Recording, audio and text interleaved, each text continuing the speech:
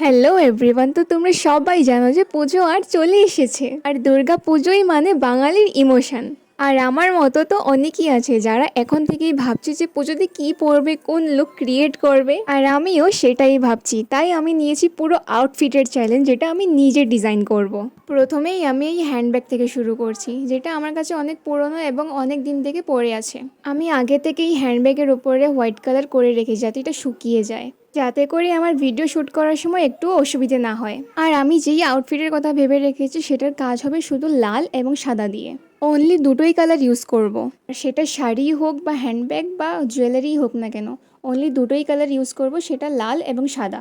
আমি কলকাতায় তেমন পারদর্শী নই, কিন্তু নিজে থেকে যেটা ক্রিয়েট করা হয় সেটার ব্যাপারই আলাদা থাকে। মনে মনে আমি যে আউটফিটটার কথা ভেবে রেখেছি সেটা আমি বানানোর জন্য খুবই এক্সাইটেড। আমার এই ইমাজিন করা আউটফিটটা যদি আমি তৈরি করতে পারি, সত্যি বলছি আমার থেকে খুশি আমিই হব। যে ডিজাইনটা আমি হ্যান্ডব্যাগের উপরে করছি সেটা আমি মনে মনে আগে থেকেই ভেবে রেখেছিলাম, আর একদম ঠিক ঠিক সেভাবেই আমি করছি। আর যে ডিজাইনটা আমি সামনে করছি সেটা আমি ব্যাক সাইডেও করব। আর এই একই ভিডিওতে আমি ব্যাক সাইডটা দেখাতে পারবো না, কারণ এটা শুকোতেও অনেক টাইম লাগে।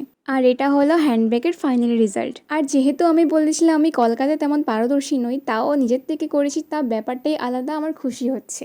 আজকের জন্য এতটুকুই, দেখা হবে নেক্সট ভিডিওতে, ততক্ষণের জন্য টাটা।